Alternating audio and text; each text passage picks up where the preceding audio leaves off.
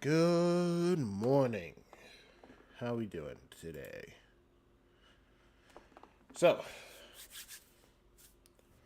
hopefully everything's working great. I had a small issue. I forgot to put in my wired connection, so that delayed me a little bit, but obviously not too much. Since like about 13 minutes since we began. Let me adjust my mic too. It's a little bit too far from my face.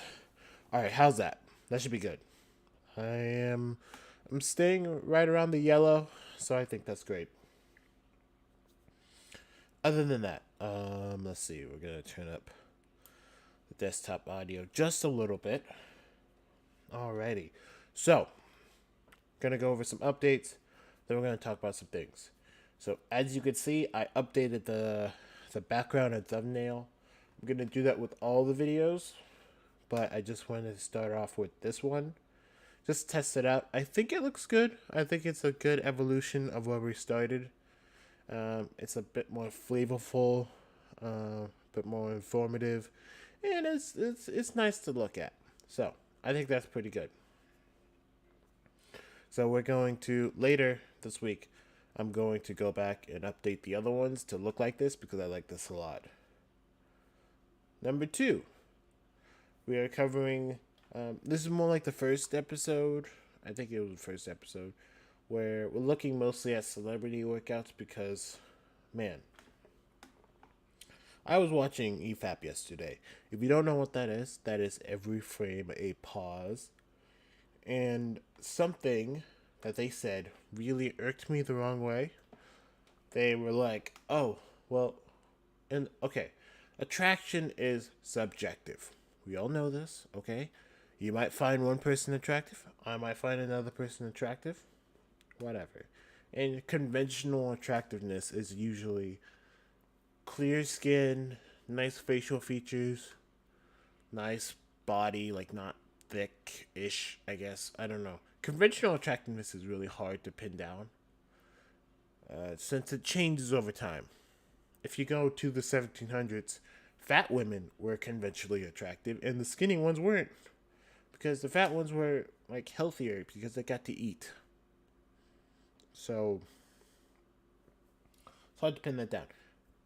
So we're going to skip past that part. And they're like, oh yeah, Brie Larson, she knows what she's doing. She's explaining all these things. And it's like, no, she doesn't. I've seen her videos. Half of them are garbage. There's one trainer, celebrity trainer, like the number one trainer in Hollywood. You can't see my air quotes, but they're there. And I've seen some of his workouts. I don't think they're very good. The one I saw with Brie Larson was like a bunch of isometrics.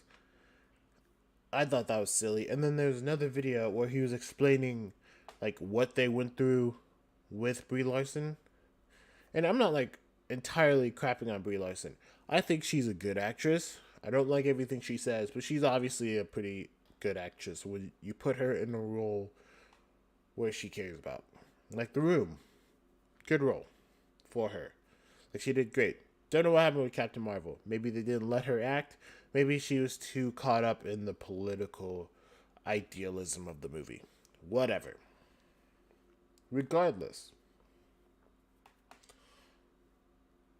listening to him talk, it was like you don't know what you're saying. He was there's one point where he was saying, "Oh yeah, she kept getting stronger and smaller at the same time, so she got denser." It's like, no, there's no. You don't know what you're talking about. That is neurological adaptation. That's why she's getting stronger. She's getting more efficient at using her musculature. Why is she getting smaller though? Is she losing weight? Because she's very skinny already. Like I don't think that's great if she's like losing more weight. Or this might be even worse. Well, no, I guess there are two branching things off that. One, your training is crap and she's not gaining muscle. She's just learning how to use the muscle she has, which would explain why she's getting stronger, but not bigger or maintaining size. Or number two, you have her on a really shitty diet where it's very low calories or like low whatever. And there's another part there's another part right before this. I did a little thing in a Discord channel explaining, like, here's a clip of what he said, and these are why what he said is wrong. He said another one where he was like, oh yeah, we're using multi-joint, multi-planar, like, movements, which is way better than doing, like, bicep curls or the bench press, which is silly. That is a silly statement to make. Number one, almost every traditional lift is functional training. You know, getting stronger helps you become more functional. You want to become more athletic? Get stronger. You know how you get stronger? Go to the gym, get on a stable platform, and bench, squat, deadlift, curl if you want to, do some tricep extensions, do some leg extensions, whatever. Okay? Whatever you can do within your ability. Obviously, if you're injured, you might have reduced range of motion or whatever. Or you might not be able to do this exercise or that exercise. But that's what the gym is for. Everyone has this weird idea that, oh, the gym is just for stupid meatheads. When it's like, no, athletes go to the gym because they are going to get stronger. And then you take that newfound strength and you bring it to practice. And you learn how to use that. Sorry, I hit the mic a little bit. I'm getting a bit excited. Then you take that newfound strength and you take it to practice where you learn how to use that newfound strength. Right? Yes, you will get better at working out in the gym. That's a given, especially if you do it a lot. But then you have to take that and you have to apply it to whatever you're doing, whether it's combat training, whether it's sports, whether it's acting, or your daily life. Your brain has to relearn how. It's like, okay, we have new, bigger, stronger muscle fibers. We have to learn how to use that in all these different scenarios. It's not going to, you don't combine step 1 and 2. You do step 1, you do step 2. Oh, I'm getting stronger, now I practice. I'm going to get a little bit stronger, then I'm going to practice, so on and so forth. Obviously, if you're a power lifter, step 1 and 2 are combined, but that's because your sport is lifting. Or like if you're strong. In fact, strongman might be a little bit different because you still have your traditional gym lifts, but then you still have to transfer that to strongman events, which is still lifting, but usually the objects are different. So you still have to learn how to do that. And I really wish this idea that typical gym training is not functional. There's not that long ago when I heard someone say calisthenics is real strength. Get out of here. Like, yes, calisthenics are great. Even I have promoted calisthenics. I love calisthenics. Weighted calisthenics are great. Regular calisthenics are great. If you're a big guy and you're doing calisthenics, trust me, they are pretty awesome. Like I'm dabbling my way in there, and I'm like 260, so I can't do as many reps as these small guys doing calisthenics, but I'm getting a lot of benefit out of it because I'm moving heavier weight. Like, why are we deciding that one method is much better than the other method? Honestly, unless it's a gimmick, like, ooh, unstable training or hyper functional training. Most training's super functional. Okay? There are, like, my voice cracked a little bit. Oops. There are YouTubers like the Pioneer who do functional training, but a lot of times what that actually means isn't that, oh, we're gonna crap on the gym lifts. This is something to add on to what you're doing in there. Or maybe you don't like the gym. This is something you could still do. Or perhaps, and this is the most common and why I like him so much, here's something that just never gets trained. And here's how we train it. This is a movement that's crazy beneficial. This is how we use it. They don't replace your gym lifts. They are in addition to them. They are to support what you're already building. It's for a more complete training methodology. Oh, and some of you are probably wondering, hey, weren't you supposed to do a Batman episode? I want to do that, but this came up first, and I forgot to research. Like, the Batman episode is going to be, like, a lot of work. Because there's a lot to talk about. we're gonna look at Batman workouts. I want to look at the good ones because not a lot of them are bad per se, but if you look at the Pioneers like Batman series, it is a very complex thing to approach. So take that for what it's worth. Anyway, besides that, so yeah, I'm almost starting a celebrity trainers are not great arc. I don't know. We're seeing. We're just talking about things I want to talk about every week. Maybe we'll talk about this. Maybe we'll talk about that. Whatever. Regardless, I really think people put too much stock in what celebrities and what celebrity trainers have to say. Just because you're training someone, like a celebrity, doesn't mean you know what you're talking about. In a lot of cases, you don't know what you're talking about. So, this week, we're going to go over 2 videos. I found, I think one was at least on Men's Health. I found 2, but then I found the guy who like covered it. He has a full channel, and he has a full video on it. So I want to like react and commentate on the full video rather than just the short one, because there's probably more that he can give, more insight, more context that'll be really helpful. From what I've seen, I haven't finished the video, but from what I've seen of the video, it's pretty good. Like, he's pretty on point with what he's saying. The clips they choose for Alexander are not the best, but there's something interesting I do want to point out in it. So, the idea here is that we're going to go through these 2 videos. We are going to start out with the Raid's Eco Uaz. He's getting a made up name. Uways. That's his new name. I know that's probably not his name, but it's a running joke that I've decided that if I cannot pronounce the name, then I make up a name. Sorry, that was a little bit of the mic.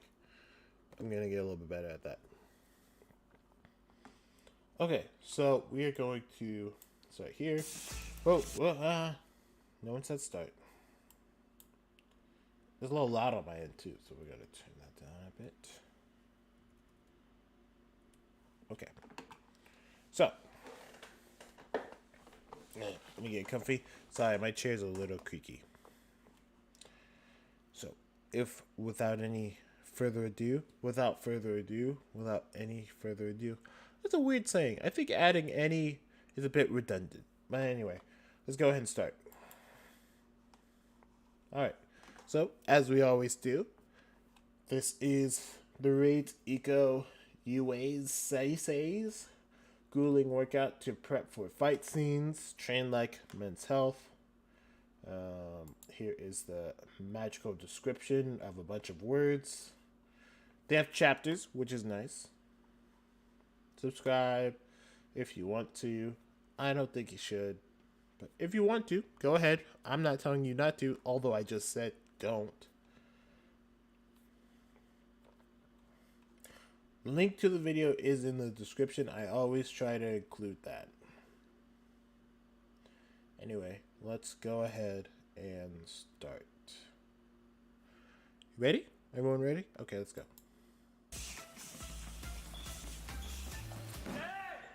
Hi Mansell, my name is Iko Wise and we are here at Reload HP Jakarta. And I'm going to take you through my... I can tell right now his English is not the best, but that's okay because I have subtitles on. And you should be able to read them. If you can't, well, get better glasses. I will come. Okay, so you know what's weird?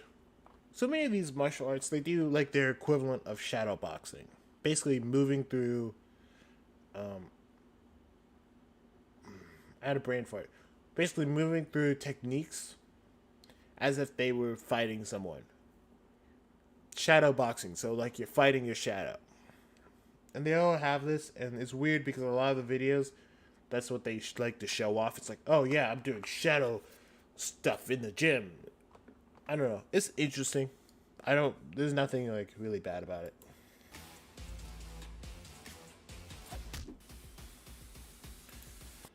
I know someone from Indonesia. I mean, it's got. Wait, no, I don't. I know people from Singapore. I have a client from Singapore. Pretty cool dude. Whenever I'm not shooting a movie or preparing for one, I try to work out as often as I can. Not great.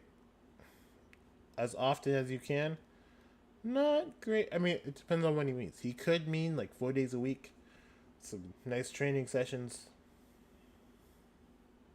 Let's hope he means, oh yeah, I try not to miss a workout because, as we all know, well, as we should know, you don't grow in the gym. You grow when you're resting. The gym is to break down and like train and get better, but you grow and you do your actual improvement when you're resting. Maybe 2, 3 times a week for 2 hours. Yeah, see, maybe 2 to 3 times a week for 2 hours.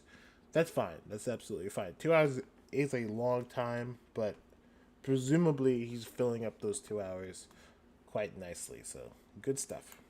This training I did in the preparation for the Fistful of Vengeance, Which is a new movie. Which is just out and doing great movies. Again, English is not his first language. It's fine.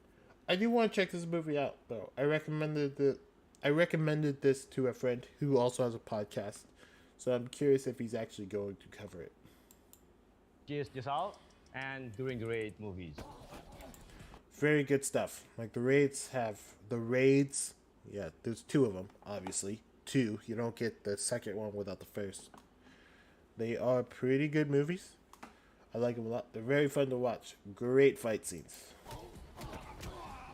Sometimes these can go on for hours and hours, even days, and things could easily go on disasters if I don't have the stamina for it. Yeah. Without good stamina, long stuff like this will usually cause injuries. You have to have the energy to be able to sustain high quality, because once your quality goes down, that's when you start running into trouble. Usually. I need power and speed all of the time. These exercises is more crucial than ever. There are 3 types of training, which is endurance, strength body, and agility. Oh, it's funny because he said 2 types of training, and then he said 3. So, maybe someone didn't know what 2 meant, or they said it and they didn't tell him. You said 3. Maybe you should retake that. So I don't know who to blame that on. But that was really silly. Endurance. The first one is endurance training. Warm up first. Just a classic treadmill run, 15 kilometers per hour for 10 minutes. Get those heart rates up. So yeah, just a little cardio warm up, 15 kilometers per hour. I don't know the conversion rate. I mean the conversion between kilometers and miles. Obviously the kilometer is smaller. I think a mile's about half a kilometer larger than a kilometer. It's not like exact. It's obviously more. So 15. So it's like 10 miles per hour. About. Feel free to double check me on that, but I think that's what it's about. That's what it is close to, at least. I think endurance might be the most important thing for me. Most of the times shooting an action scene can be very grueling, especially when you do a long and continuous shot all the time. Yeah, so from what I understand a lot of action movies is that you're not going to do it once. You're not going to do an action scene once. So you have to do it again and again and again. So that can be very tiring, especially because you want to keep that high quality movement. You don't want to be sloppy. It's a lot like what is it? A lot like training. Right? As soon as your form starts going, you're running into higher and higher energy risks. You want to be fresh. You want your movements to be as crisp as they can be, like as perfect a form as you can produce. When they start faltering, that's when you start running into issues. So, obviously, a fight scene would probably be a lot similar. I mean, hell, it's probably a lot like sports. Like, I'm obviously not super well versed in all sports. I did play basketball for a long time. I did play football for a long time. I played rugby for a little bit. I also did a little bit of powerlifting. I can say for a fact that at least in basketball and football, when you start getting tired and you're not trained to work when you're tired, you start playing a lot worse. And you might even, like, in your head, you're like, oh man, I'm keeping up. But, your shooting forms goes down, your, like, tackling form, your blocking form, whatever. So you really need to, like, be able to work when you're tired. And that's, a lot of that is endurance work. If you can stave off that tiredness a little bit longer, that'll help a lot. The second training in my regimen is I'm already having issues. Well, I'll give it a second, but I'm already having issues with what he's doing. making sure the hits you can see on camera are powerful. Coach, shall we? Let's go. Yeah, I'm from what I've seen, I'm not a fan of this coach. The first one is cable crossover for my left and right arm. 20 reps for 3 sets. And I increase the weight after each. Okay, so this was not too bad. So what he's doing is a cable, it's not really a cable crossover. It's like a cable press. Because for it to be a crossover, he needs to cross the midsection of his body. But it's more like a cable press. Regardless of terminology, Each set. he's doing it kind of like a punch, but not really. So he's starting with his hands in a neutral position, like a hammer, like you're holding a hammer, and then at the end of the range of motion, he's twisting it to a prone position. So hammer into prone. So it's kind of like a punch, right? If you think of boxing form, your hands are usually in a neutral position. And when you throw it, your fist up. Oh, sorry, I hit the mic. Your fist is gonna turn.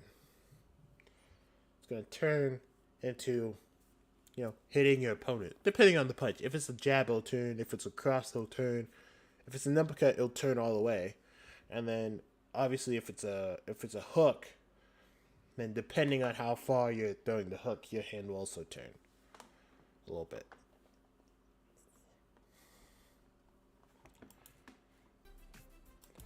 So essentially, he's training some specificity. So yeah, he's doing it like a punch because he wants it to transfer directly to doing a punch. I think a movement like this, it's a little bit better to use a little tiny bit of a gimmick, as long as your training isn't all gimmicks. Like, oh, I'm going to do this and that at the same time. It's like, no, pay attention to what you're doing. Make sure you're also increasing strength. Like, you don't want to sacrifice what you perceive you're doing when you're doing whatever task you're training for. And make sure that does not come at the sacrifice of your actual training. And I do it in punching motion to ensure I get the muscles contracted. And you continue with dumbbell bench press, 20 repetitions, 3 sets. Okay, a couple things. Number one,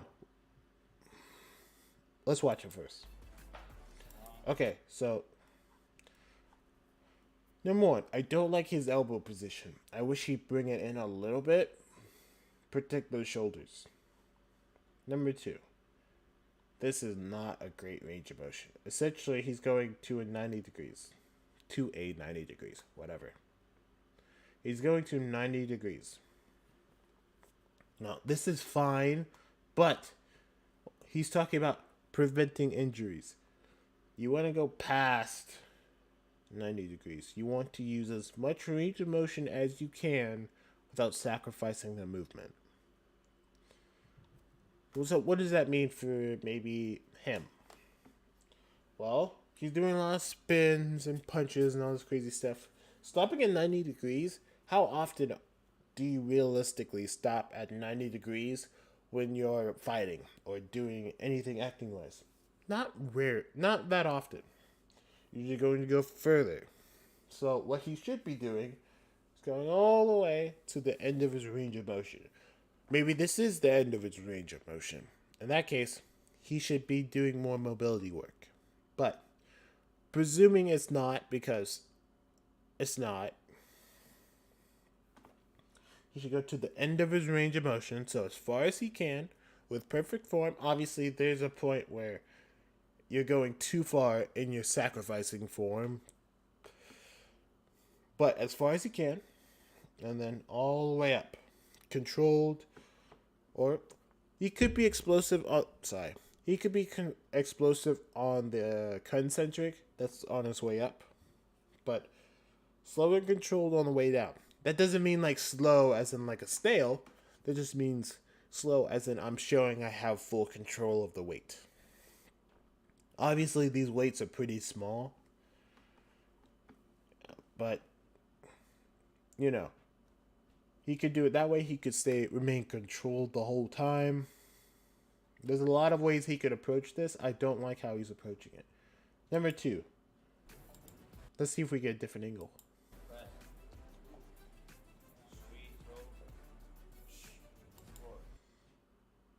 Focus on speed of each rep. Shut the fuck up. Like, God, I hate this kind of bullshit right here. It's like, oh, I'm focusing on the speed, not the weight.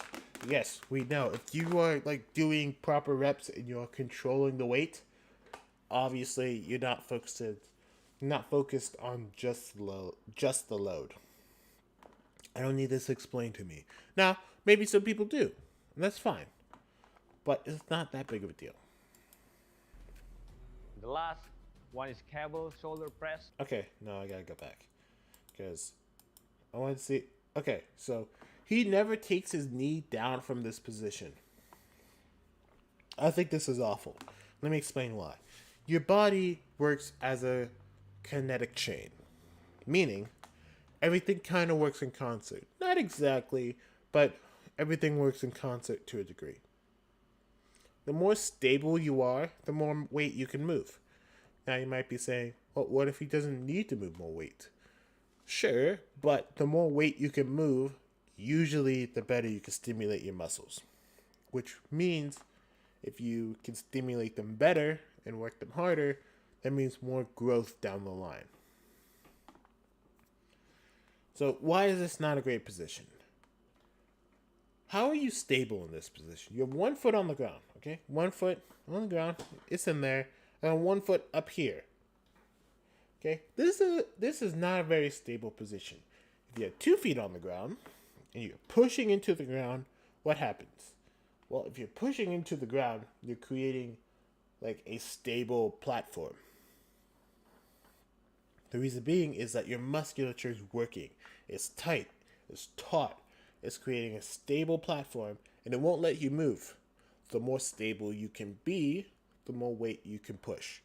It's the reason why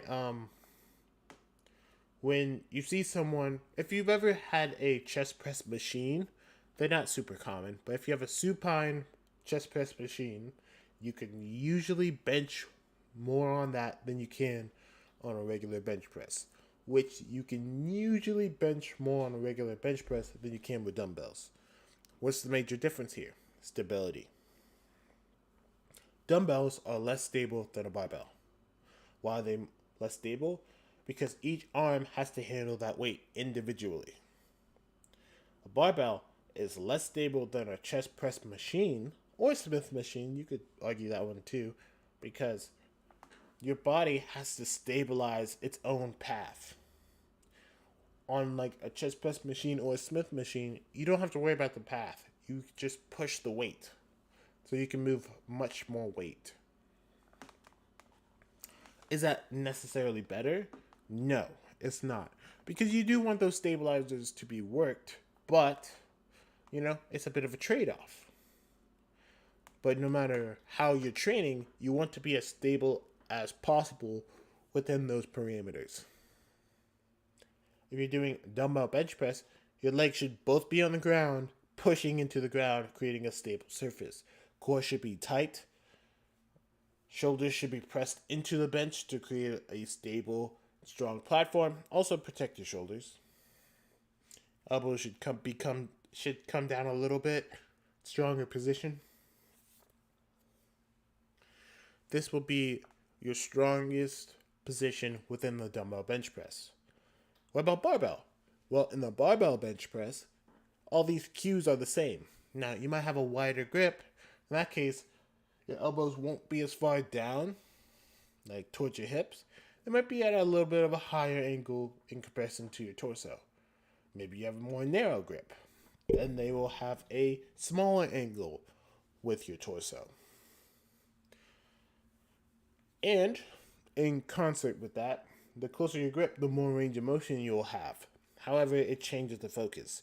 Wider grip brings the focus more on your chest, while a closer grip will bring more of the focus onto your tricep. That doesn't mean like there's not a dichotomy, it's like a continuum.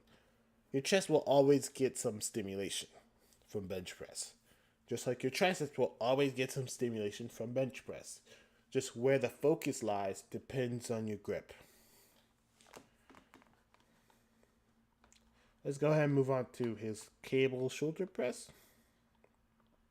Not a bad one. It's fine. Cable shoulder press, 20 repetitions for 3 sets. 20 repetitions. Okay, let's see. I have to check something because that was a little weird. 20 repetitions for 3 sets.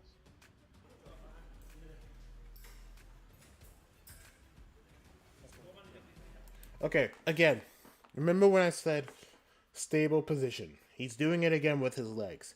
He's putting his feet where they're comfortable rather than what's the most stable. His feet, he should be in a better seated position because seated shoulder presses are kind of hard, right? Especially if you don't have like a backrest. If you have backrest, they're a bit easier because you just kind of use the backrest. But if you're sitting straight up, seated, you're losing a lot of that stability your legs can give you. But both should be out in front about identical to one another.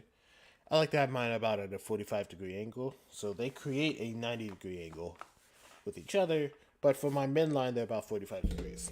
Oh, I hit the mic again. I'm sorry. I'm a little into this one, so I'm moving around a lot. It also helps me explain things when I go through the motion. So with this one, 45-degree angle, each of them, and it looks like let us check. Okay, so I have an issue with what he's doing, but it's not as bad on a cable as it would be like with dumbbells or barbell. So that's fine. Okay, so if you have dumbbells or a barbell, what you're going to do is you're going to press straight up. Now, if you have a barbell, you're going to have to move your head because your head is going to be in the way of the path.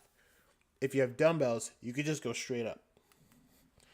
Bam, full range of motion, all the way up till your elbows are straight. Soft lockout, don't do a full lockout if you're going to do a lot of reps. Soft lockout just means your arms are straight, but you're not like, ooh, like you're not locking out your joint, you're just barely tapping that lockout. He could go a little bit higher and really tap that lockout.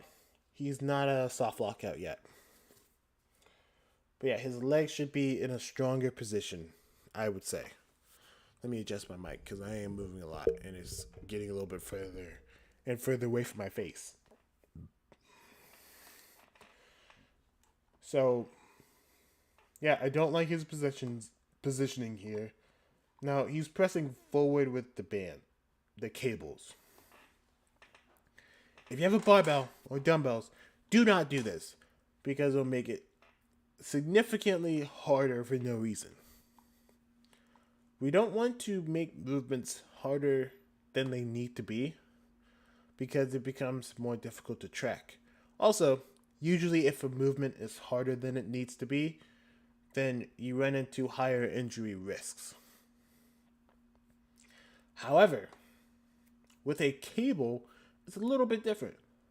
Since the actual resistance is following the path of the cable instead of strictly gravity, this is not as bad. In fact, you might even say it's not bad at all because the resistance is opposite to where he's pushing. If these were dumbbells, the resistance would be pushing down increasing this moment arm from where the weight is to his shoulders, putting unnecessary stress on the shoulders. But because it's over here, it's not nearly as bad. Plus, the weight is incredibly small.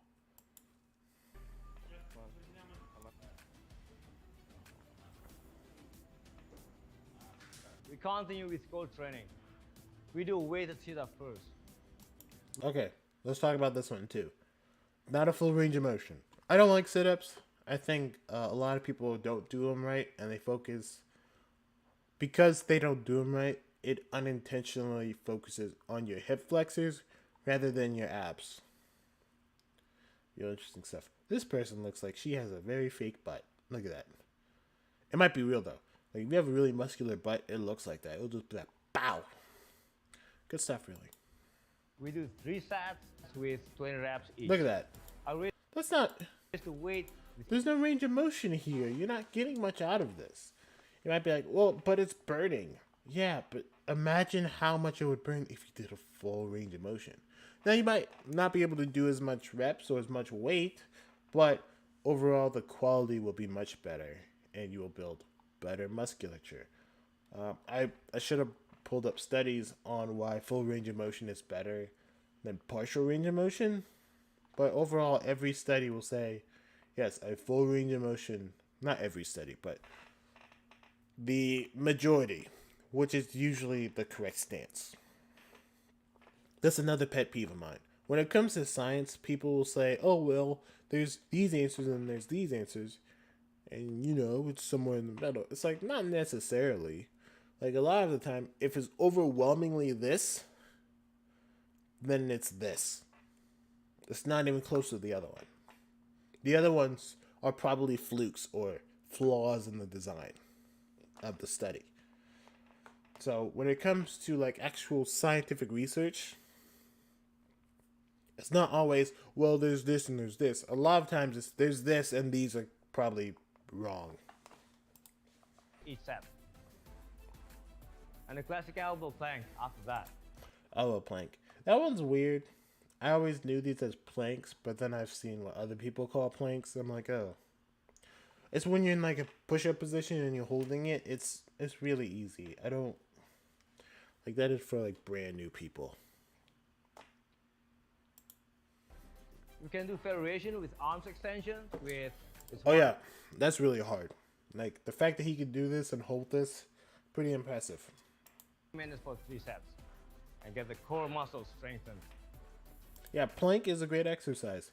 Not a lot of people have a lot of faith in it, and a lot of people do it wrong because if you do it right, it's 1 minute is pretty tough.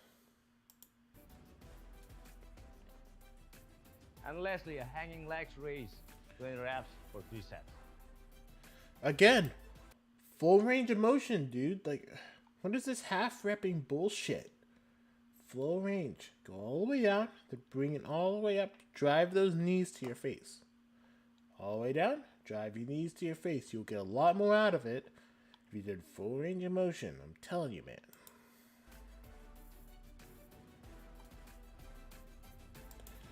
Yeah, this is not great. Well, I mean, this is better. This would technically be a different exercise a little bit.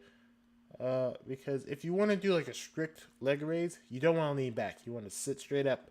You're going to drive your knees to your face. They're probably not going to get to your face.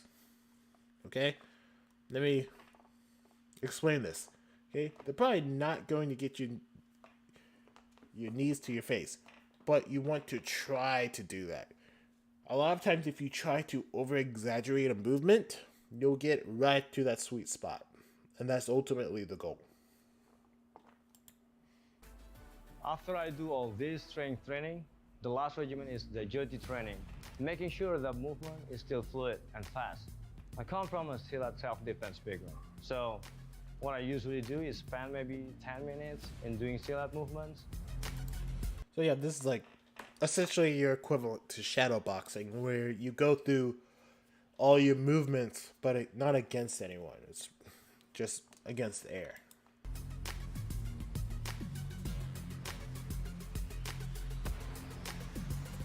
or speed, I hit the punch back to train the kicks and punches, combination still punches.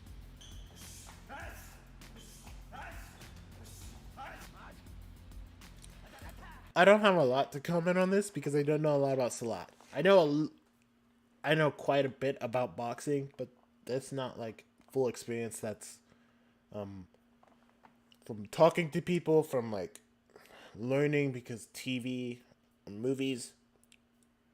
Yeah, I don't know anything about Salat. So, but I always know that a lot of martial arts training tends to look silly. But that doesn't mean it is. It's just it's foreign to me, so it looks silly.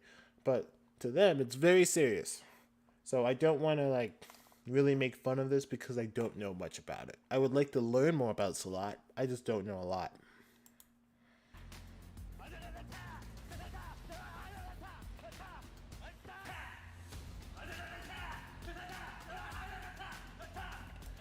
I will say, I really like the noises he's making. I think they're very entertaining.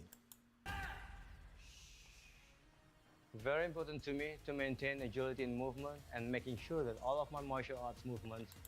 All right, that was pretty good. A lot of the resistance training, a lot of my issue with it was mostly his range of motion and his foot position. Other than that, I didn't think it was like the worst thing I've seen. I've seen much worse. So yeah, that was fine. But that was the Raids Eco UIAS. That was his training video thing. So that was pretty cool. Here's all the stuff. Let's look at the first three comments. The Night Comes for Us and the Raid 1 and the Raid and 2 are still my favorite action movies of all time. Yeah, but you need to go back to I'm trying to make fun of you, but my mouth won't work. Commas. Comma, comma, and. Come on, buddy. Top 3 favorite action movies all the time. Of all time. Come on. You can do it, Who I Am. Ip Man, Donnie Yen. Okay. Fair choice. I like that. The Raid 1 and 2. That doesn't count as one movie, you stupid. Come on, buddy. That's like 4. You should have said 4. Iko On Bak, Tony Ja. Yeah, no, I agree with all these takes. I just wish you put 4 instead of 3. Juan Brown. Need to see him in more movies or series. Yeah, no, he's really good. He's really good. I like him and stuff. So I thought thing I wanted to watch later. Alright, so that was video number 1. Let's go ahead and move to video number 2. This is the one I did not finish watching. I skipped around a little bit. It looks like something that can invite a lot of commentary. So I would really like to see what he has to say. This is Magnus Method. If that's his last name, that's kind of cool. So description's pretty short. I dig it. Trained together for nearly a year to prepare him for his role as Prince Amleth. Oh, quick thing. I watched this movie. I loved it. If you don't like Fate and all this other stuff, basically The Northman is a retelling of the Old North legend. So there are elements in it that a lot of people probably won't like, but I enjoyed the movie quite a bit. I thought it was pretty solid. Yeah, so I don't think it was like insanely flawed or anything, but I definitely think it's an acquired taste. Like it's very nice to see that a movie's made for a specific audience rather than, oh, I'm going to try to appeal to everyone. That's a huge problem with the MCU, is trying to appeal to everyone. When if you appeal to a very specific audience, you'll get a much better result because your focus is more tuned in. Yeah, but this is his stuff. He has 20 years of experience with actors and actresses and artists, so we'll see what he has to say. Because to be completely honest, I'm not a fan of most celebrity trainers. But let's see. We'll give him a fair shake. Hi everyone, Magnus here and welcome back to my channel. Today I got a good video for you. I am going to talk about my work with Alexander Skarsgård for the role Skarsgård. That's probably how you say his name. I've been saying it wrong for so long. Excuse me 1 second. Let me go to the mute.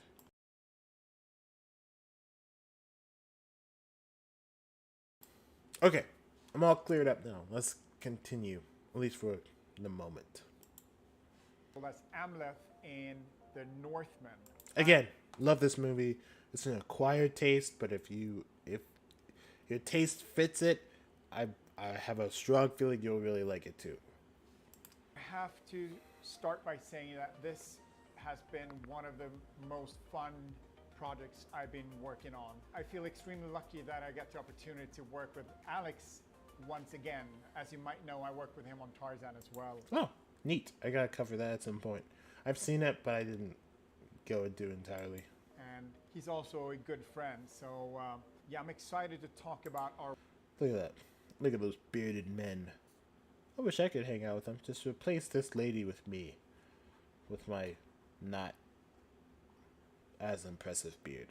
Work on this movie. So I heard about this project 5 years ago. It's been a long movie in the making, and I know that Alex has been wanting to make a Viking movie for a long time. So I actually been walking around for a couple of years just waiting for that phone call that we had a green light to do this fantastic Viking movie. When I did, I got really excited. And I'm gonna try to cover as much as possible about the process, and I'll probably forget a few things, and I'll make another video or two down the line. We're probably not going to cover all the videos. But I do want to cover this one because I am very interested, because Alexander's really big in this movie. Like, he's a tall guy, I think. He looks really tall. But yet, he has such a domineering physique. Like, he comes off as, like, this massive being in this whole thing. Like, he definitely looks like a berserker during the movie. So I'm curious what he has to say. Again, his Men's Health version is like 3 minutes long. And I really like this movie, so I want to give it an actual fair shake. Line about all the details, you know, diets and training cycles and... Okay, so this is a pretty good curl. I'm going to criticize this, but a lot of people don't actually do this. His arm is still bent at the bottom. Not great, but a lot of people still do this. Even I do this, especially towards the end of the set when this is really tight and hurting. But for the most part, how it is to be on a movie. He's doing pretty good range of motion. He's using a little bit of body English. Like, it's very hard to tell that he's, like, popping up the weight. But it's absolutely fine. Presumably, this is, like, near the end of the set. And what is this? It looks like... I can't tell if this is 15 pounds or 15 kilograms. I want to say it's 15 kilograms. I'm not sure, though.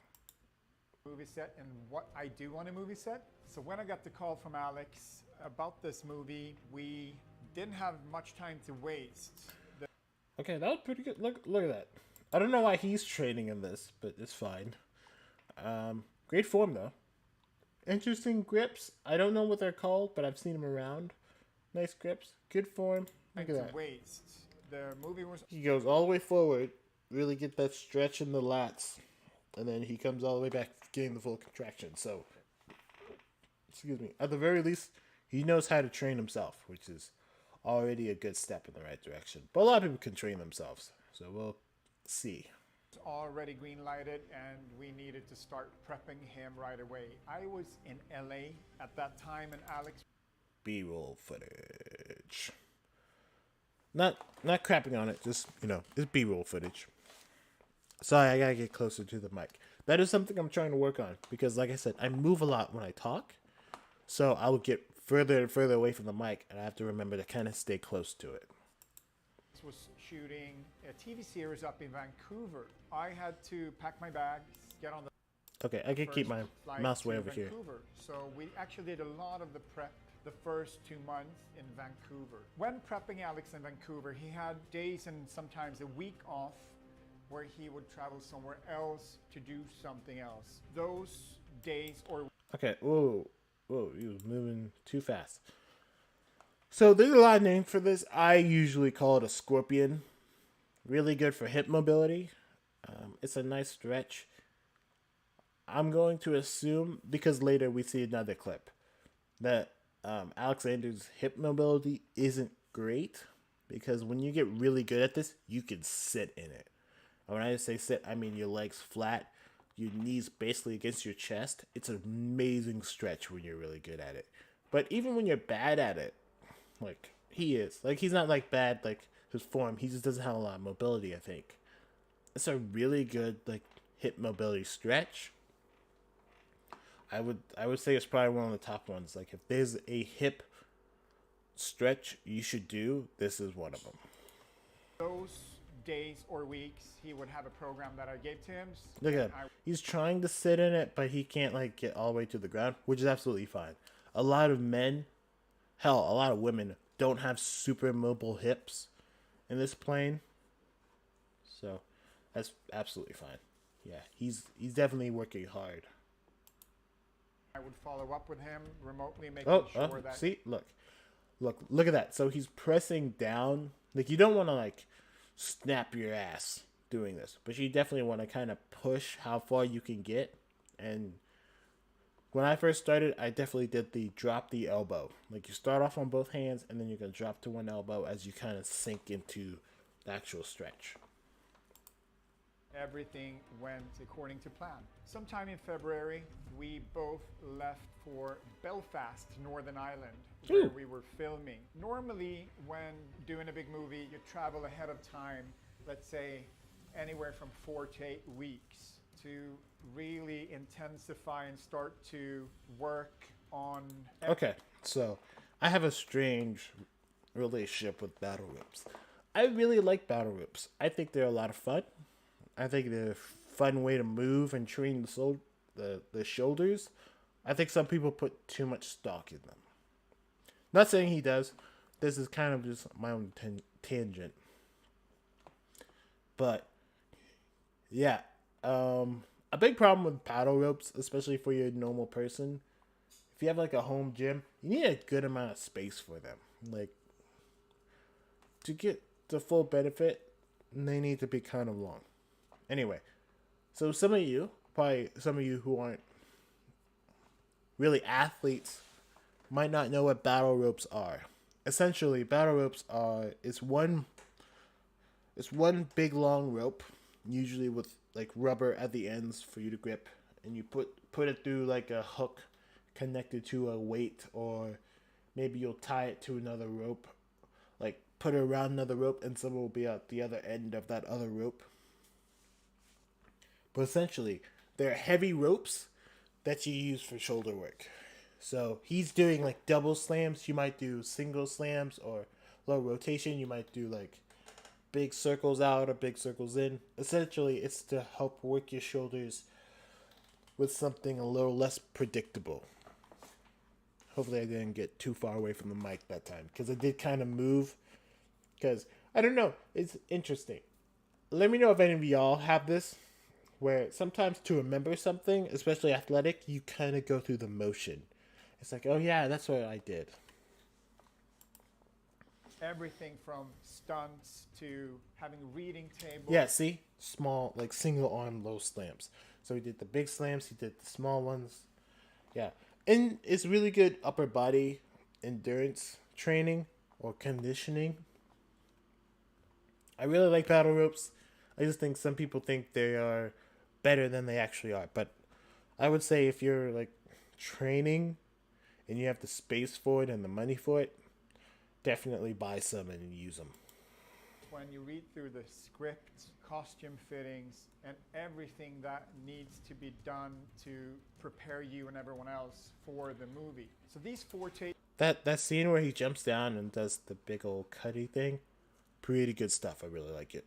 Like that whole battle scene, I think it's one of the best scenes in them. In fact, even the build up to it, one of the best sequences in the movie. 8 weeks before your start to film is probably the most challenging weeks for. I don't know what he's doing here. So far, what is his name? Magnus? Yeah. So far, Magnus has shown himself to be really competent. So, I'm not entirely sure what he's doing here. I wish I knew so I could explain it to y'all. But, I don't really know. For the actor. Problem on a diet as well to shred some fat. That's normally what we do the last 4 to 8 weeks. For Alex, Yeah, 4 to 8 weeks. That sounds about right. Like you build. Then the last 4 to 8 weeks, you hit a cut. So you can kind of trim down for the camera a bit. That sounds like that would make a lot of sense. like we only needed like a 3-week diet, so he was happy about that. He likes. Yeah, but if it's going to be a 3-week diet, then like it's probably going to be extremely harsh. Like you're probably not going to have fun on it. Think of it this way, okay? The shorter your diet is, the worse it's going to be on you. Like you could do a mini cut, like a 2-week mini cut. Now, don't expect those results to be like a lifetime's worth. Okay, this is a very short time of transformation, which is probably what a lot of actors have to do. But a mini cut is usually not fun at all. It's like a lot of suffering for, film time. Eat food. A normal day in Belfast for Alex was training with me in the morning. We had this really nice garage. Okay, so what this is, I don't really know the name of it, but I know the exercise. It's kind of like a landmine rainbow. That's half rainbow, half moon, half whatever. So what does this work? It really works the core as you are rotating, right? Especially the obliques, because you go all the way out and you're going to stop at about a quarter of a circle. And then you're going to reverse that motion and come all the way back up. You do get some shoulders and arm work, but mostly this is a core stability exercise. Gym that we set up in his house where he stayed. Then we would go to the studio and we would do stunt rehearsals. This was another good scene. I really like that scene. And he would do a bunch of other stuff. I was with him during the stunt rehearsals just to, see what they did. We had an awesome stunt team there who took great care of Alex. Not only looked the part, he actually moved like the part as well. I always talk about building a character. We're hitting the scorpions again, which is really good. It's important who your character is, where he's from, how he moves. You really want to implement that in. The one where he had the wolf thing on his head, another banger scene. I really like that one. Really I don't know, it awoke something primal in me. Again, this is an acquired taste movie. To the character and the training. When we talked about this character, Oh, my bad. we knew that we wanted something that was a little bit bigger and thicker than Tarzan, which was my last movie with Alex. We weren't too worried about the body fat. We wanted someone who could tower up and be a little more intimidating. And if you've seen the movie, you also know that Alex and his berserkers, they're either wolves or bears. The bears were bigger and stronger. The wolves relied more on technique and movement than just brute strength. Yeah, well, that was in the movie, and that would make sense. Yeah, I think Alexander was a wolf, although he was a big boy. He's a very big boy. Amleth, Alex's character, is a hybrid between both. So we wanted The bear wolf. that size, that strength, but we're also Now I like the different angles we're seeing some of these movements with. wanted him to be able to move like a wolf. We also knew that he would move around a lot fighting with an axe, swinging an axe. So that was also important for us to really make sure that we prepped his shoulders and hips to be able to do this day. Is this? Yeah, you know what? You could definitely argue that this has a lot of shoulders in it. Because going through the motion, but I'm going to go through it. You can go through it yourself. Yeah, so you're definitely getting shoulder work. I think this definitely hits more obliques, but considering he's not crunching much, this is anti-rotational for the core. So, and again, he's standing, so it might affect him a little bit differently than me, which I'm sitting right now. So I might not be getting it exactly 1-to-1. And I don't do this exercise very often. At the moment, I'm focused on calisthenics, weighted calisthenics to be specific. So I don't remember this movement entirely. But if we're going to, but going through the motion with like, where's my kettlebell? Here it is. I'm gonna go through it with, sorry. I'm gonna go through it with a kettlebell. Oh yeah, that is shoulders. That was my bad. Okay, I got that wrong. That is definitely shoulders. Ooh. Okay. Wow. In and day out for many, many months. It is important to know that when making a movie like this, even though you really want the character to look a certain way, it's even more important to make sure that they stay injury free. If you're Thank you. Yes. Injury prevention is so important. Because if your actor or actress gets injured, that definitely puts a hamper on the filming process. actor would get injured while filming, He should have gotten lower here. This is a Bulgarian split squat. You're probably going to get a better angle a little bit, but he should have gotten lower. they would have to shut down. It would cost millions of dollars. It would be a disaster for everyone. So that is kind of the number one priority when working on something. Yeah, so a high kettlebell, like a high resistance hold. So the weight's higher, so you're going to fight. You're going to fight the urge to lean over more, because obviously if you have a decently weighted weight on your left shoulder, you're going to have the urge to lean to your right to kind of get that over your midline. But hopefully, if you have a good coach, they'll tell you to resist that, and you'll get some anti-rotational core work in there where you're going to fight the urge to rotate. Something like this. I can also mention that when training in prep, the sessions were a little bit longer. Okay, so you see how his arm's straight at the bottom?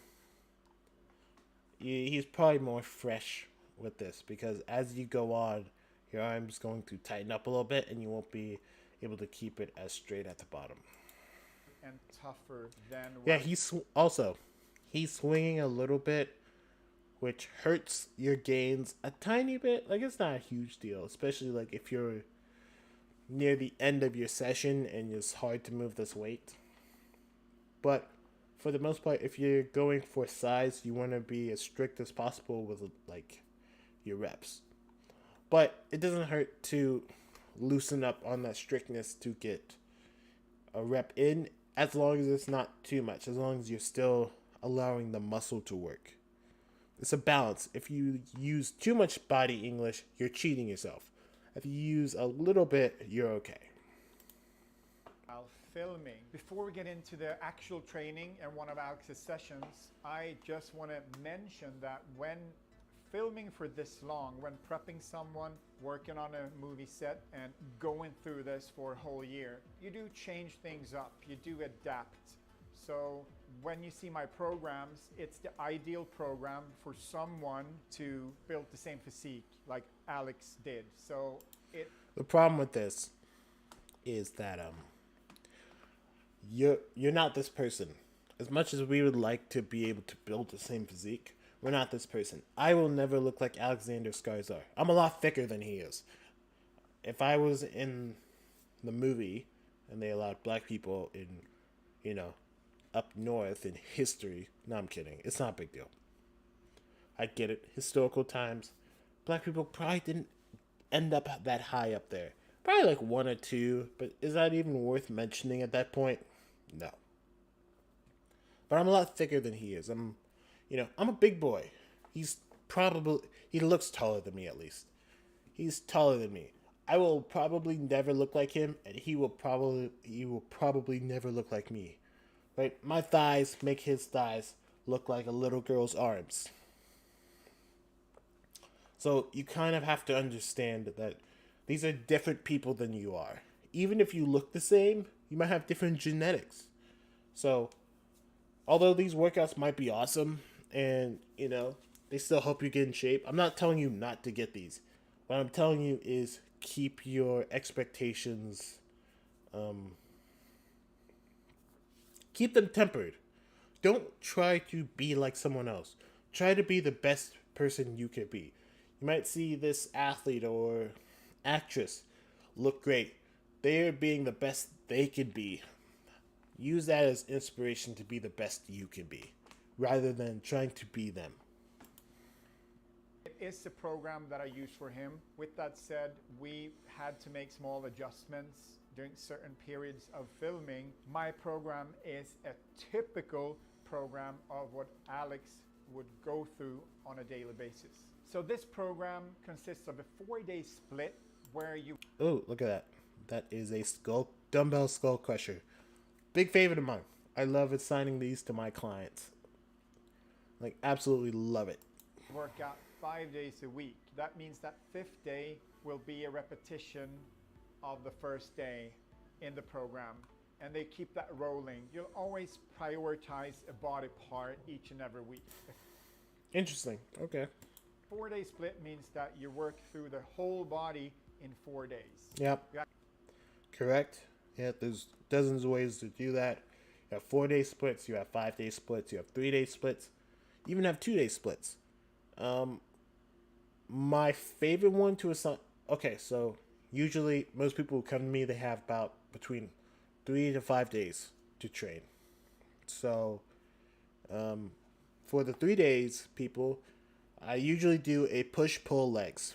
Basically meaning on your push day, you're pushing movements. So this is like your bench press, your overhead press type movements. However, I'm a bit interesting because I really like agonist-antagonist. So you might do a bench press, but you'll also do a bent over row, which is pulling. So you might be thinking, well, aren't we doing pulling later? How it's designed when I do it is that if it's a push day, your push movements are going to be with the barbell, so they're going to be much heavier. But your pulling movements are going to be usually either dumbbells or machines, and they're going to be lighter but for more reps.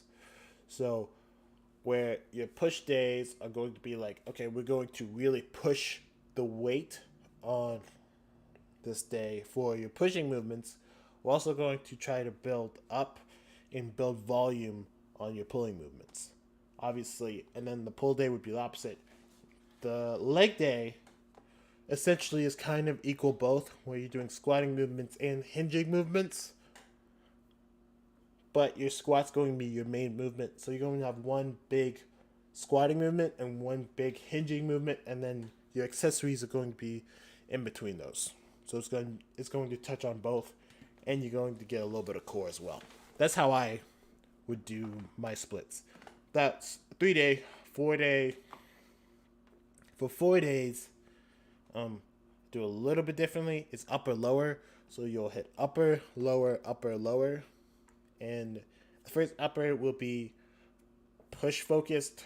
The second upper will be pull focused. Or I'll do horizontal upper and vertical upper.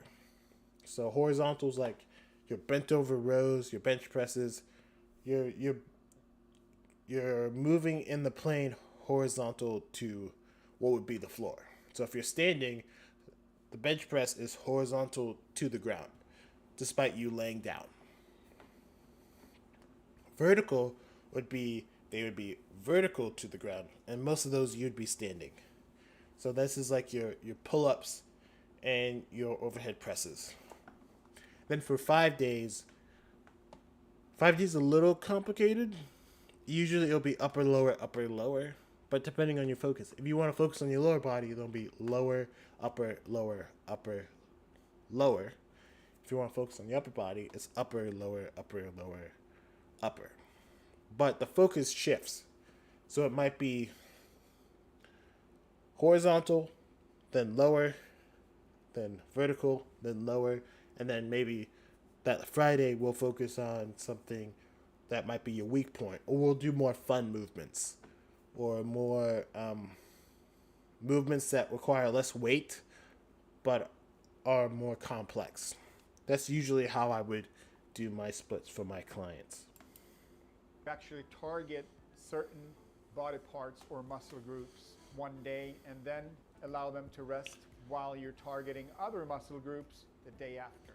For the Northman, we're also... I didn't comment on that because I need to see his legs. His upper body looks fine. Like he looks like he's doing great. A little less He looks like he's doing great. I don't know why I pressed play before I was ready. My bad. cardio than usual. You see, we wanted Alex to gain size and mass, and I didn't want to compromise with doing too much cardio that would take away energy from our main objective. Thank you. This is really smart. Okay, this is something smart that people miss all the time. A lot of people think cardio is catabolic, means it breaks down muscle.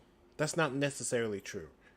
What cardio does do is that it takes energy away from your big lifting movements. Remember, you grow when you're resting. What does extra cardio do? It uses more energy.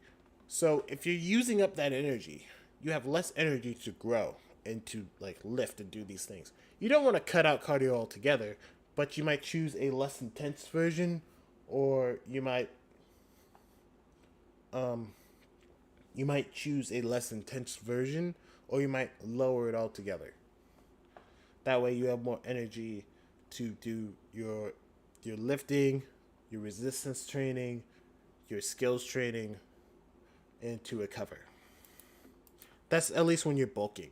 When you're if you're cutting, then you want to increase your cardio while trying to keep those other things high, but maybe lower them a little bit. Since you are, trying to cut fat, you don't want to decrease your resistance training because you want to maintain the musculature you do have, but you are going to change how you implement those ratios a little bit.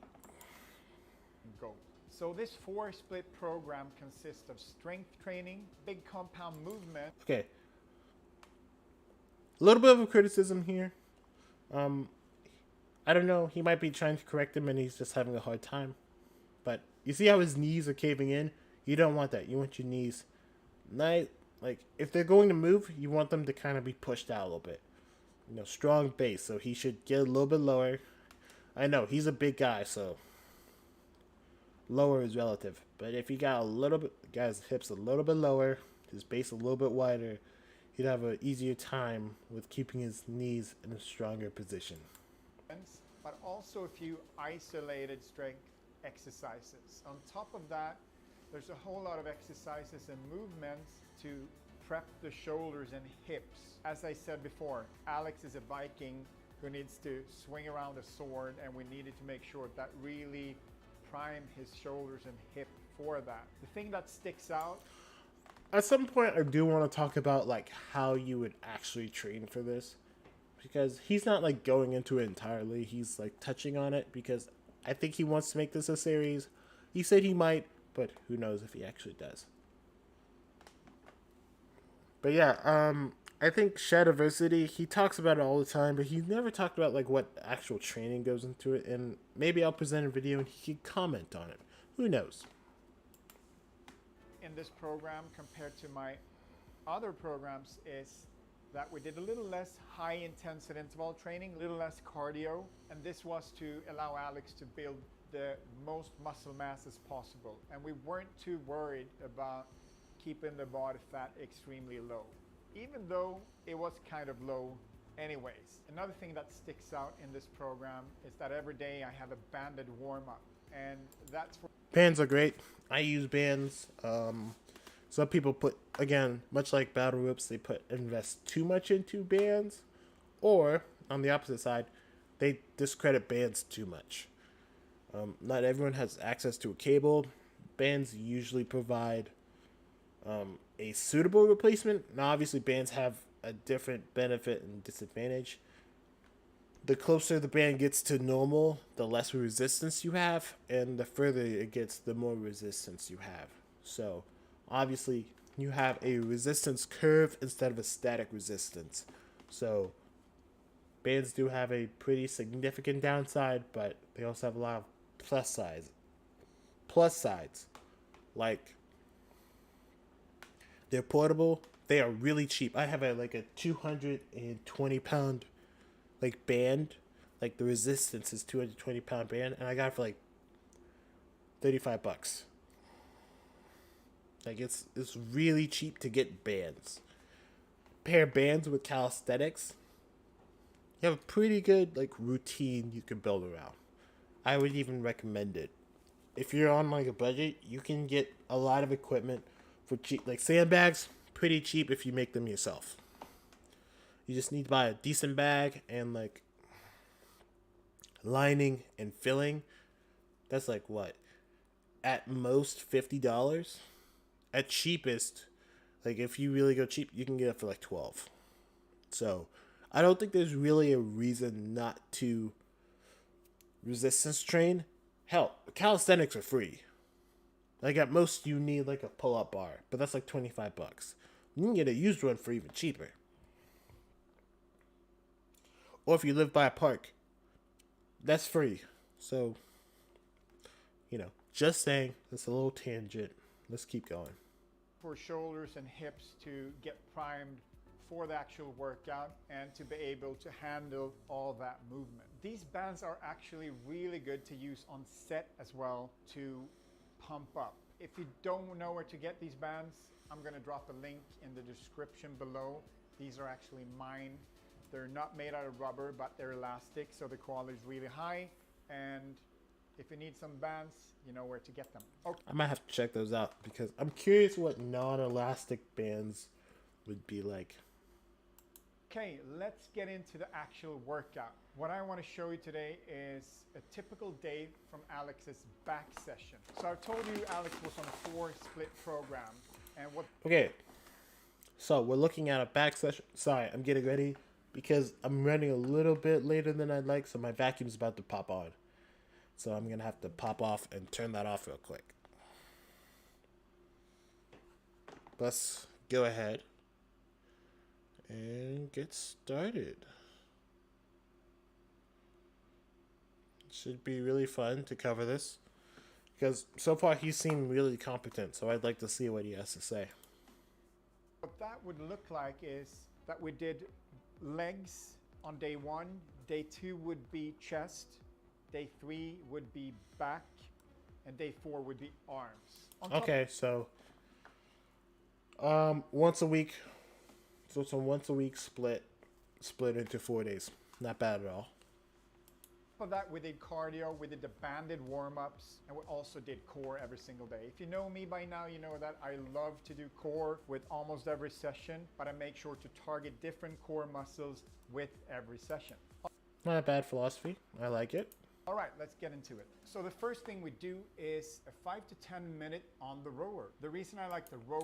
Okay, so rower is a cardio machine, but it does have more muscular benefit than the treadmill or elliptical. You're getting some back work in, you're getting a little bit of core, and you're getting some legs. Not a ton. It's more like endurance training for those things, but it's really good stuff.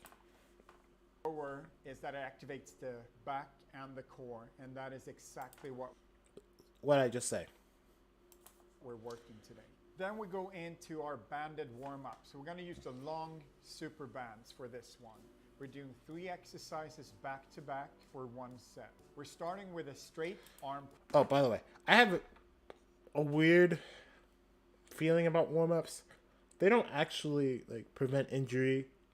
We all know someone who never warms up and has never been injured. We all know someone who's always warmed up and has gotten injured.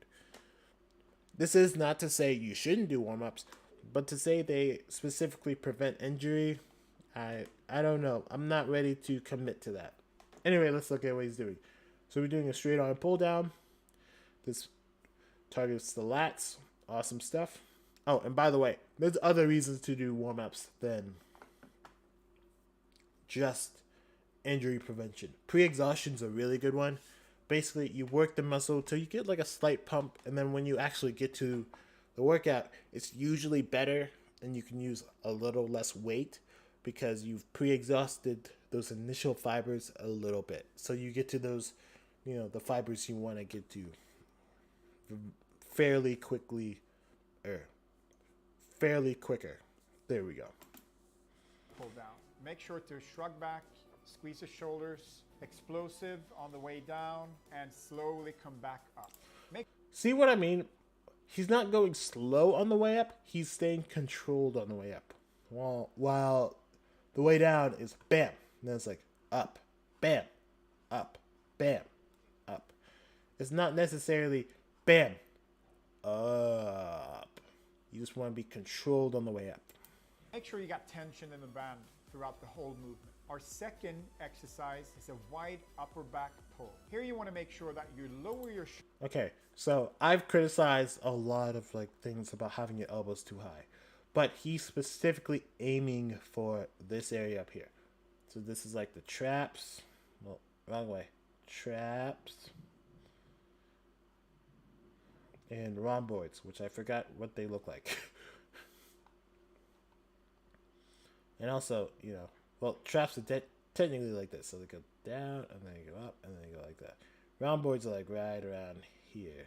So they're like right outside the traps. shoulders, but at the same time, and this helps with the rear delts, which is insanely underdeveloped on the vast majority of people.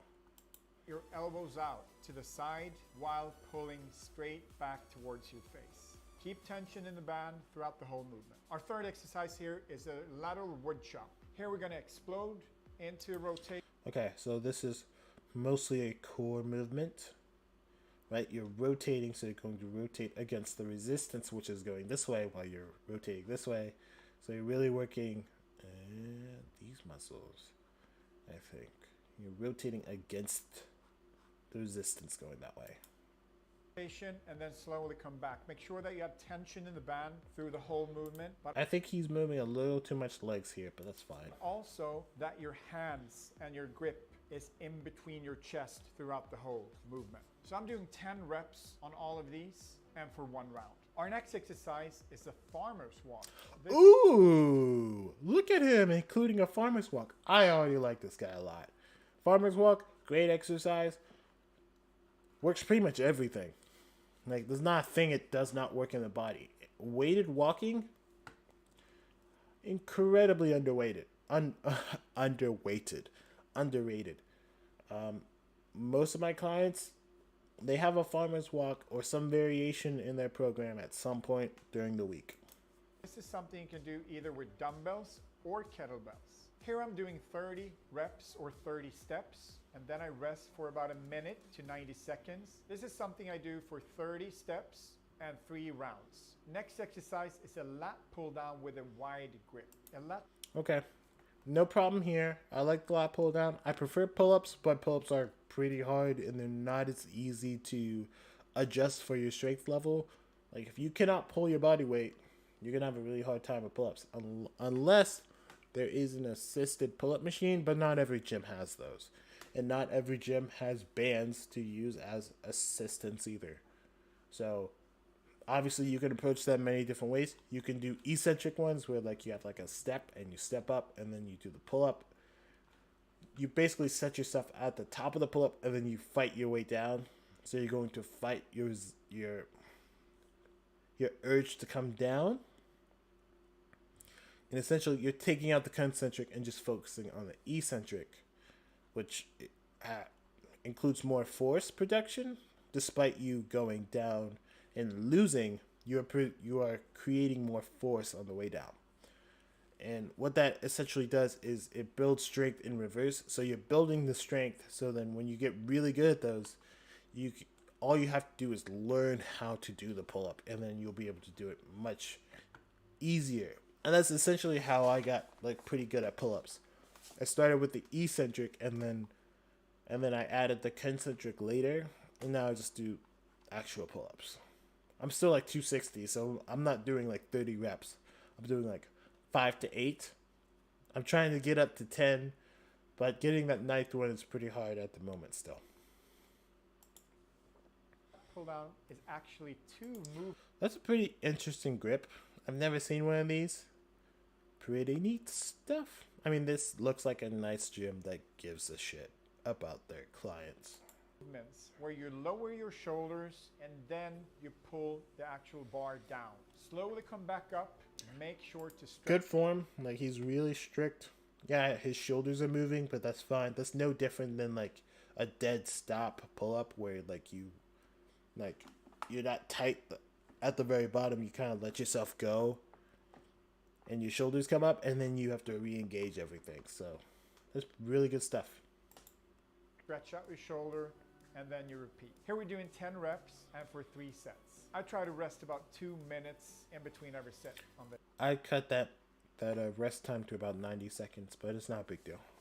this one. Our next exercise is an alternating standing row. We're doing 16 reps. So here's an interesting thing. Why are we doing that? There's no real reason to do alternating. You can honestly just do one. You could say it has anti-rotational benefits, but you can just do it at the same time, or do an actual one-handed row. So let's see what he has to say about it. Reps, which means 8 reps on each side, and then for 3 rounds with about a 2-minute rest in between. You want to make sure to drop the dumbbell into the middle and rotate and explosively pull back up. It is interesting how he's resting at his hips, because that's ultimately where you want to kind of go with the dumbbell. If you just go like up, you get more bicep than you do back, and this is a back day. So he really wants to focus on his back. So this is interesting. I don't know. I don't think I would ever program this variation in though. All the way up to your hip. Make sure to squeeze your shoulder blades at the bottom. Our next exercise is a straight arm lift rotation for 16 reps, which means Now, I can see the benefit in this. I've never done it, and it's impressive his form, because look how strict it is. 8 on each side. And here Boom. I'm resting about Strict. Look at that. He goes all the way up. He doesn't half-ass it on the way up, because like there's so many people who will stop right around like where this image is, but he went all the way like vertical. So real strict. Like, this looks great. I don't know if I would incorporate it in my programming, but I love it. I love how strict his form is. 90 seconds to 2 minutes in between every set. And I'm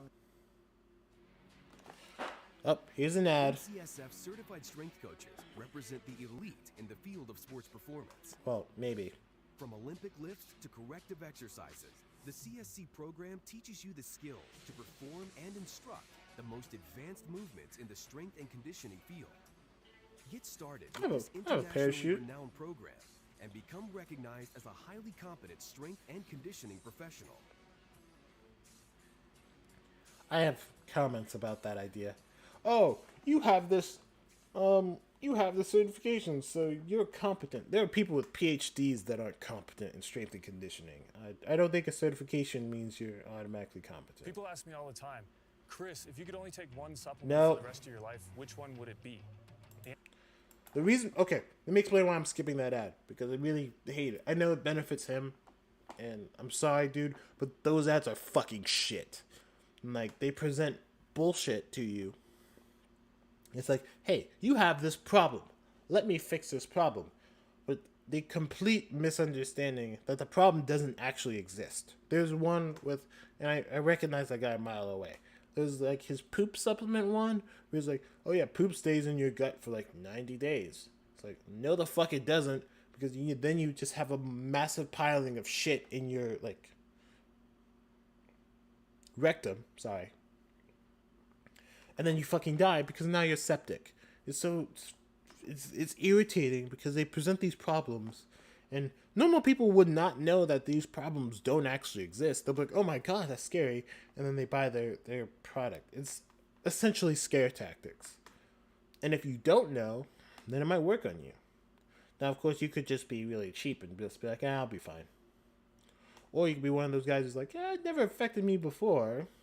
Nah, whatever. Which is great. Also, I like his shoes. They look like minimalist shoes, which are some of my favorites. I need to get a new pair.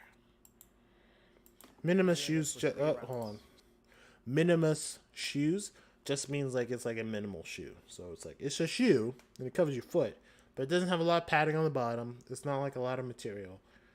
But from what I understand, they are the best for running, not particularly for training, since you do want a nice solid flat bottom, not a lot of arch. But you know they're probably better than like your regular tennis shoe. Starting the push-up position, rotate straight out and up. Try to create a straight line between your left and your right That last rep was not perfect, but it's fine. Like no one's perfect on every single rep. hand. Slowly rotate back down, roll over the dumbbell, and repeat on the other side. Our next exercise is a kneeling halo, or These ones are interesting. I don't do a lot of them, but I feel like I want to, and there's no reason not to like, you know, program them in or anything. And there's no real reason to kneel. You could do these standing or on like a seated thing. They're really good for your shoulders. Yeah, I like what he's presenting here. tall kneeling halo. So here I'm sitting down on my knees. I'm bracing the core. I got my arms tucked in and the kettlebell in front of you. Make sure not to put it on your chest. Make sure not to let your elbows back too far behind your body. Do this for 10 reps and 3 rounds. Rest about a minute in between every set. And our final exercise of the day is a core exercise. He did say he likes doing core every day, so. And it's a rolling knee tuck. So here we're going to work for time instead of reps. Clench your hands behind your head, roll up and I have never seen this exercise before. And these are not minimus shoes. They're just regular trainers. But I've never seen this exercise before. It looks very interesting. I wonder what he has to say about it. Because obviously, you're taking like a bicycle kick, you know, a very box standard core exercise. And you're combining it with like rolling back and forth. So, let's see. to hollow hold, feet up, and then slowly roll out to 45-degree angle. Make sure that your elbows or arms are not touching the ground. Lift your knee up and then slowly roll out to the other side. So we're doing this for 1 minute with 1 minute rest in between sets and for 3 rounds. So this is just one typical day. Oh man, I wish he explained it, like why he was doing that and what it worked. That's fine though. It seems like a combination of several things, kind of like a Romanian twist. No, Russian twist. Why did I say Romanian? Because the words are very similar. Russian twist. You're combining that with a bicycle kick and a hollow body. Really interesting. I wish he explained why he chose that. Out of a 6-week program. If you think this program might be something for you, check this out. You might know that I have a training app with all my superhero programs. Oh, this is his ad. I won't skip it because I like his stuff. But did you? 1 second. Jump up. No, dropping anything.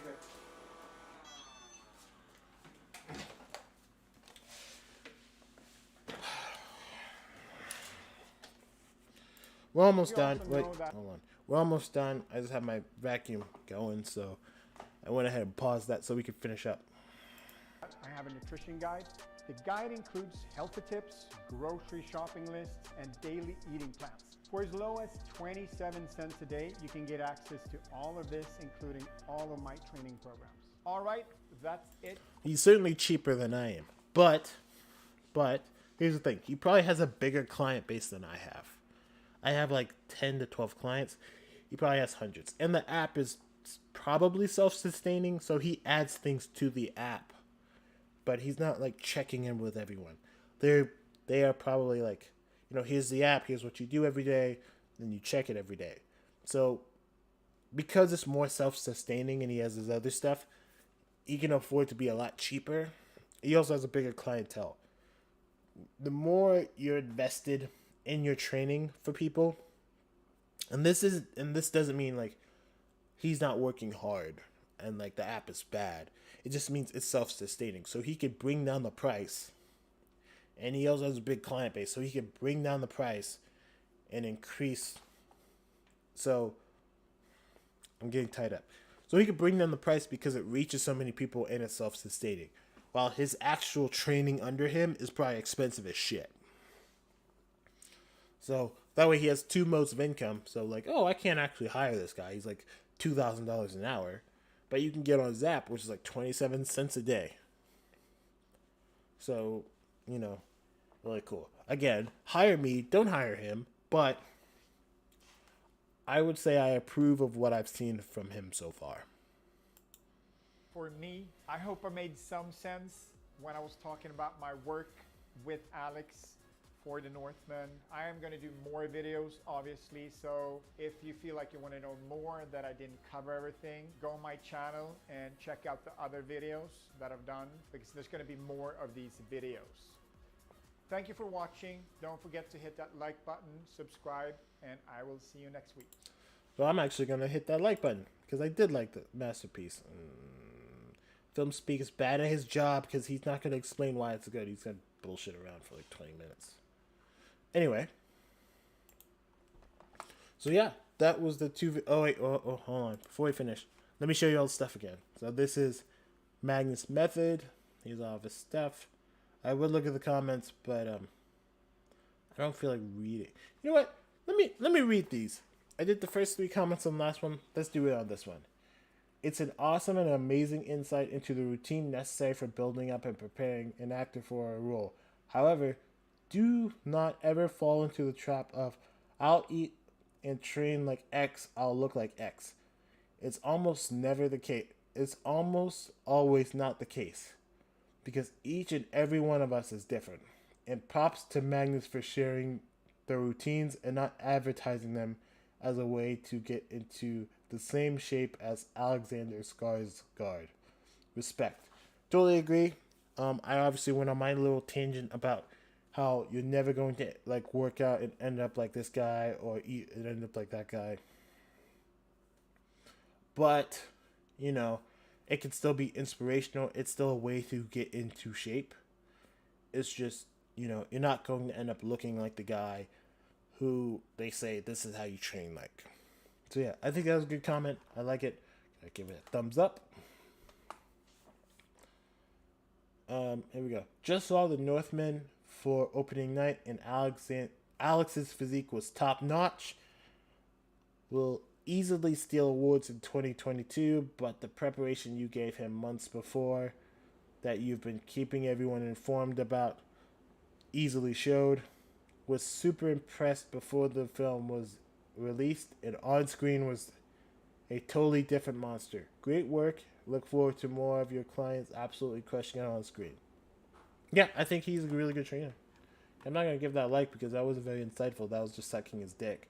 But yeah, I think Magnus is really good from what I've seen. Obviously, he could have other videos that are complete shit, but this one I thought was pretty good. Wow, how you're able to sculpt a physique. Your videos are very professional, and I appreciate the seriousness of safety always. Yep, I appreciate it too. So yeah, that was his video. And he's going to react to strange fitness advice. I'm not going to do a reaction to reaction. That's lame. Also, what the fuck are you doing here? That's not safe. But, yeah. So, those were the videos. I think the first one was, I did a lot of criticizing, but, you know, it is how it is. I'm trying to be honest and give people better direction. And then the second one, I thought it was pretty good. I think Magnus seems like one of the better celebrity trainers. You might know my position on celebrity trainers at the moment.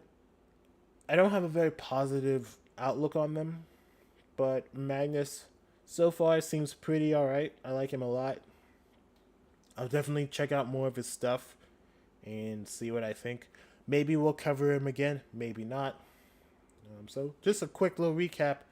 I am going to update the rest of my thumbnails in the near future. Probably this week. Probably not today, but this episode, I like it.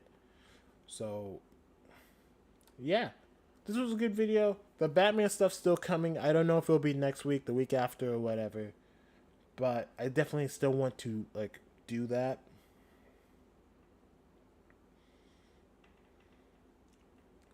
Yeah. I wanted to cover something Northman like because I did watch the movie this Friday and I really liked it. Again, I definitely think it's an acquired taste. There are going to be people who watch this and think it's bad because they didn't like it. I think it's really good, but I can see why people will not like this movie. Overall, though, like, yeah, I think this is the best episode so far. Honestly, there was a lot to talk about. Magnus was really good. He provided a lot of insight that I could discuss. I mean, like, obviously he's not here, but there's some back and forth a little bit. So yeah, that's it for this episode. I'll see you next week. I don't know what I'm covering next week. Again, it could be Batman. It could be something else. We just don't know. Like, prep doesn't usually even start till about Wednesday. Yeah, hopefully you like the video. I guess the show, because it is a podcast. This was live. So hopefully you like the show. And yeah, see you next time. Have a great week. And catch you later. Stay swole and stuff. I never know how to end these.